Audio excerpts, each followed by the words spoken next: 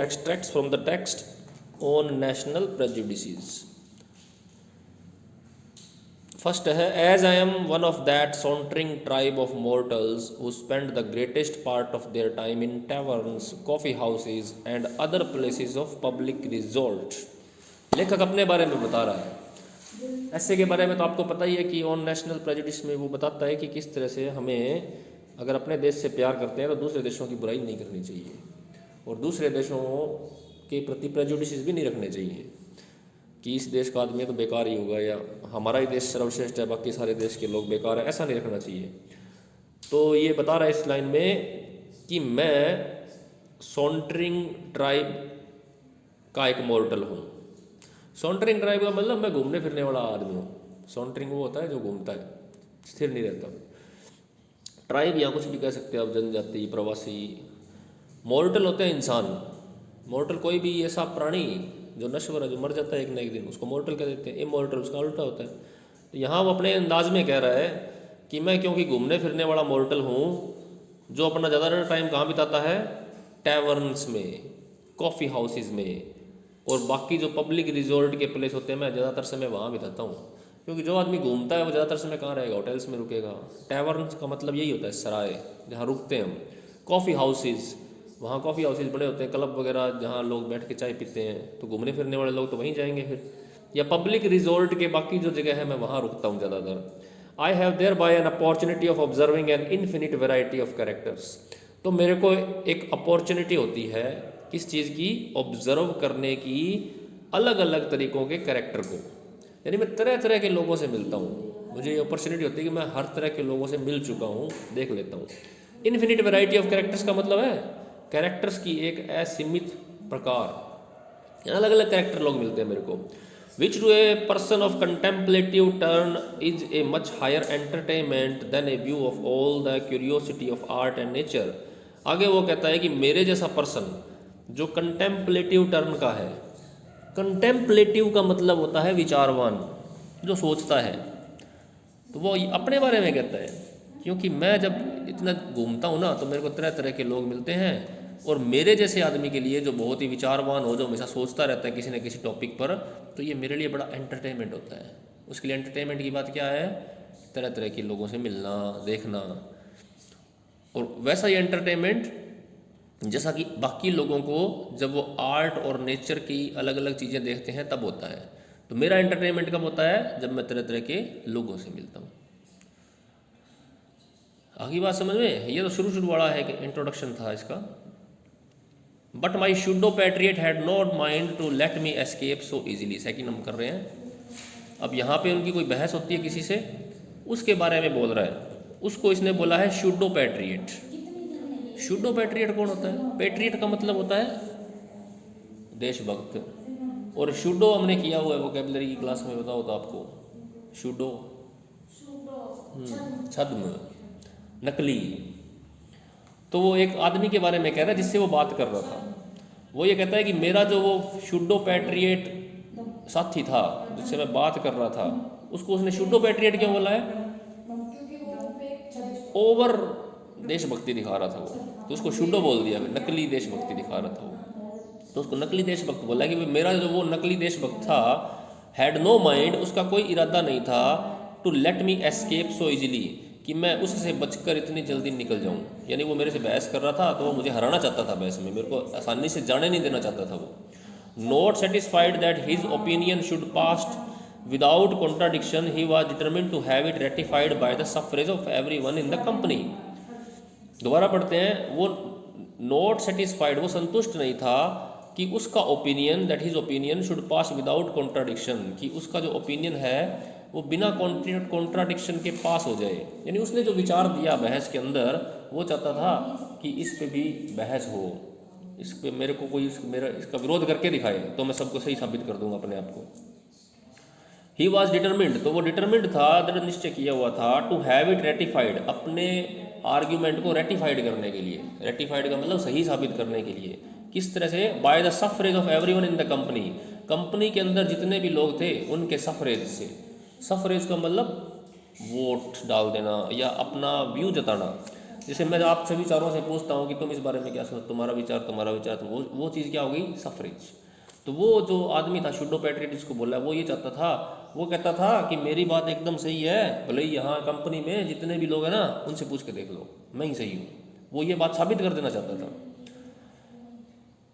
For which purpose, addressing himself to me with an air of inexpressible confidence, he asked me if I was not of the same way of thinking. और उसने फिर मेरी ओर address करते हुए कहा, address करते हुए यानी मेरी ओर संबोधित करते हुए कहा, with an air of inexpressible confidence, और हाव भाव कैसा था उसका, कॉन्फिडेंस का, मतलब पूरे विश्वास के साथ उसने मेरी तरफ देख के कहा। यहाँ पे एयर का मतलब है हाव भाव। इनएक्सप्रेसिबल, ऐसा कॉन्फिडेंस जिसको एक्सप्रेस भी नहीं किया जा सकता, कि कितना कॉन्फिडेंस बताऊँ मैं, उतना उसमें विश्वास था। ही आस्क्ड मी, उसने मुझसे पूछा, if I was not of the same way of thinking, क्या मैं ऐसा नहीं सोचता हूँ।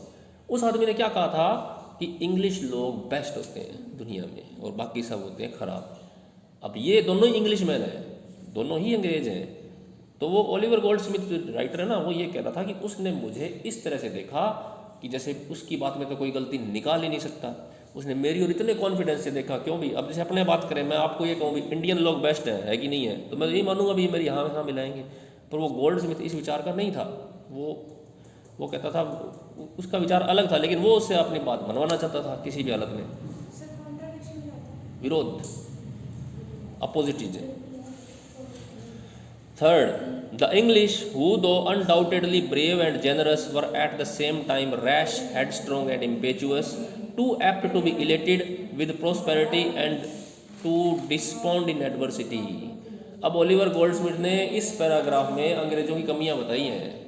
हालांकि वो खुद अंग्रेज है, लेकिन ये अच्छी बात है ना, हम अगर इंडियन है तो क्या हुआ, इंडियन की कमियां तो कोई ना कोई है ही ना, तो उसको स्वीकार तो करना ही चाहिए। भले ही देशभक्त है तो क्या हुआ, इसका ये थोड़ी अभी कमियों से मुंह मोड़ लेंगे। इसी तरह से वो अंग्रेजों की कमी बता रहा है। चलो, द इंग्लिश हु दो अनडाउटेडली ब्रेव एंड जेनरस, वो कहता अंग्रेज लोग अनडाउटेडली, बिना शक के, ब्रेव होते हैं, जेनरस होते हैं यानी उदार होते हैं, बड़े दिल के होते हैं, और एट द सेम टाइम, परंतु उसके साथ साथ वो रैश भी होते हैं। रैश का मतलब रुखे होते हैं, हेड स्ट्रॉन्ग होते हैं, सनकी होते हैं, इम्पेचुअस होते हैं, भावावेगी होते हैं, जो भावुक हो जाते हैं, भावों में बह जाते हैं। Too apt to be elected with prosperity, prosperity से बहुत जल्दी खुश हो जाते हैं। प्रोस्पेरिटी का मतलब समृद्धि से, जब उनके पास धन आ जाता है तो ज़्यादा ही खुश हो जाते हैं। एंड टू डिस्पोंड इन एडवर्सिटी, और एडवर्सिटी में बहुत जल्दी निराश भी हो जाते हैं। एडवर्सिटी प्रोस्पेरिटी का अपोजिट है, यानी धन दौलत आ गई तो जल्दी खुश हो गए, अगर सब कुछ लुट गया तो एकदम निराश हो गए। इस तरह के लोग होते हैं। चौथा, I threw down my reckoning and retired to my own lodging, reflecting on the absurd and ridiculous nature of national prejudice and prepossession. आगे वो कहता है, क्योंकि बीच में जब हिस्से लिए हुए ना लेसन के, तो ये जुड़े हुए नहीं है एक दूसरे से। चौथा पार्ट ये है, कहीं एक हिस्से में वो ये कहता है कि मैंने फिर सारे अनुमान लगाना बंद कर दिए। रेकनिंग का मतलब अनुमान लगाना, विचार करना। मैंने सब कुछ विचार करना और अनुमान लगाना बंद कर दिया, और मैं अपनी लॉजिंग में चला गया। लॉजिंग वो जगह होती है जहाँ हम रुकते हैं, अपना रूम कह सकते हैं। अपने रूम में चला गया और ये रिफ्लेक्ट करते हुए, ये सोचते हुए, on the absurd and ridiculous nature of national prejudice, कि नेशनल प्रेजुडिस का कितना मूर्खतापूर्ण और हास्यास्पद नेचर होता है। नेशनल प्रेजुडिस का मतलब जो हमारे वो विचार जिसमें हम अपने देश को सबसे बेस्ट मानते हैं ना, वो इस लेखक को कैसा लग रहा है, रिडिकुलस और अब्सर्ड लग रहा है। रिडिकुलस का मतलब हास्यास्पद लग रहा है, और अब्सर्ड का मतलब अतार्किक, मूर्खतापूर्ण लग रहा है। एंड प्रीपोजेशन, नेशनल प्रेजुडिस के साथ साथ जो प्रीपोजेशन है, नेशनल प्रीपोजेशन का मतलब पहले से ही कोई विचार बना लेना, प्रेजुडिस जैसा सही है ये। We are now become so much Englishman, Frenchman, Dutchman, Spaniard और Germans that we are no longer citizen of the world. Most important है ये, एक्सप्लेनेशन में आ सकता है। उसने ये कहा है कि हम इतने ज़्यादा इंग्लिश मैन हो गए, इतने ज़्यादा फ्रेंच मैन हो गए, इतने ज़्यादा डच मैन हो गए, इतने ज़्यादा स्पेनियार्ड हो गए, या इतने ज़्यादा जर्मन हो चुके हैं कि हम अब दुनिया के सिटीजन रहे ही नहीं हैं। लेकिन एक्चुअल में भगवान ने तो हमें पृथ्वी का ही बना के भेजा ना, ये तो बाउंड्रीज हमने बना ली हैं। एक्चुअल में तो हम पूरी दुनिया के नागरिक हैं। तो वो ये कहता है इतने ज़्यादा अपने संकुचित हो गए हैं कि सिटीजन ऑफ द वर्ल्ड नहीं रहे। So much the natives of one particular spot, हम किसी एक पर्टिकुलर स्पॉट के नेटिव होके रह गए हैं। एक पर्टिकुलर खास हिस्से के ही नागरिक बन के रह गए हैं, और members of one PT society, या फिर एक छोटी सी सोसाइटी के ही मेंबर बन के रह गए हैं। That we no longer consider ourselves as a general inhabitants of the globe. अब हम अपने आप को ग्लोब का निवासी नहीं मानते। जनरल इनहेबिटेंट का मतलब एक सामान्य नागरिक नहीं मानते हैं, निवासी नहीं मानते हैं ग्लोब का।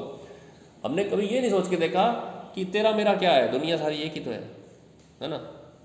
तुम भी वही हवा ले रहे हो, वही पानी पी रहे हो, उसी नेचर में जी रहे हो, हम भी उसी, भले ही भारत हो, पाकिस्तान हो, अंग्रेज हो, कोई हो, है ना। वैसे हमारी संस्कृति तो कहती है ना वसुधैव कुटुंबकम, सुना होगा नाम आपने। हमारी पुराने जो ग्रंथ लिखे हुए उसमें ये माना गया है कि पूरी धरती एक परिवार है। और members of that grand society which comprehends the whole human kind. तो हम अपने आप को उस बड़ी सोसाइटी का मेंबर होने से मना कर रहे हैं जिसके अंदर पूरी मानवता समाई हुई है। हम उसका हिस्सा ना बन करके एक छोटे से हिस्से का नागरिक बनना पसंद कर रहे हैं, अपने आप को संकुचित कर लिया उसमें। And in fact you will always find that those are most apt to boast of national merit who have little or no merit of their own to depend on. ये भी बहुत इंपॉर्टेंट है, एक अच्छी बात बताई इसने कि एक बात ये भी है कि आप हमेशा ये पाओगे कि वो लोग सबसे ज़्यादा देशभक्ति की बातें करते हैं, सबसे ज़्यादा अपने देश पर गर्व करते हैं या घमंड करते हैं, जिनकी खुद की कोई मेरिट नहीं होती है, जिनमें खुद कोई गुण नहीं होता ना, तो वो अपने आप को देश से जोड़ लेते हैं। मेरा देश ऐसा है तो मैं भी ऐसा ही होऊंगा, वो ये कहना चाहते हैं, हालांकि उनको कुछ आता जाता नहीं है, उनमें कुछ नहीं है। तो बहुत सारे हम देखते हैं ऐसे, जैसे ज़रूरी नहीं है कि सारे अमेरिकन्स ग्रेट हों। अभी अमेरिका एक ग्रेट कंट्री है, नो प्रॉब्लम, सुपर पावर है, नो प्रॉब्लम, लेकिन कुछ लोग ऐसे होंगे जो निकम्मे होंगे ना, तो वो ये कहेंगे मैं अमेरिकन हूँ। वो बस अपनी जो नलायकी है वो अपने देश के पीछे छुपा लेते हैं, ये कहना चाहते हैं वो। Than which to be sure nothing is more natural. तो ये बिल्कुल ही स्वाभाविक चीज़ नहीं है। The slender vine twist around the sturdy oak. यहाँ पे उसने एक उदाहरण दिया है बहुत ही अच्छा, कि जो एक बेल होती है ना, स्लेंडर वाइन, स्लेंडर का मतलब पतली और कमज़ोर, वाइन का मतलब बेल। तो एक पतली और कमज़ोर बेल जो होती है ना, वो एक मजबूत ओक पे जिस तरह से चढ़ जाती है ना, मजबूत ओक का सहारा लेकर के, for no other reason is the world but because it has not strength sufficient to support itself. अब वो बेल क्यों चढ़ जाती है ओक पे, और कोई रीज़न नहीं है, रीज़न सिर्फ यही है कि उसमें अपनी इतनी ताकत नहीं है कि वो खुद खड़ी हो सके। तो वो किसका सहारा ले लेती है, एक मजबूत से ओक पेड़ का, कोई भी पेड़ हो सकता है, बरगद का हो सकता है। तो वो उनकी तुलना, उस बेल की तुलना उन आदमियों से की है जिनके पास खुद की कोई योग्यता नहीं है, लेकिन वो बस अपने देश का सहारा लेकर के ऊपर चढ़ते हैं। सुपरस्टिशन 7वां, and enthusiasm too are the growth of religion but however took it in the head to affirm that they are the necessary growth of this noble principle। तो आगे बात तो करता है सुपरस्टिशन और एंथ्यूजियाज्म की, अंधविश्वास और उत्साह की। तो ये दोनों ही चीज़ें रिलीजन के ग्रोथ के लिए ज़रूरी हैं। धर्म में अंधविश्वास अगर नहीं हो तो वो आगे नहीं बढ़ेगा। But whoever took it in his head to affirm that they are the necessary growth of the noble principle, they are, if you will, the bastard sprouts of this heavenly plant but not its natural and genuine branches, and may safely enough be lopped off without doing any harm to the parent stock।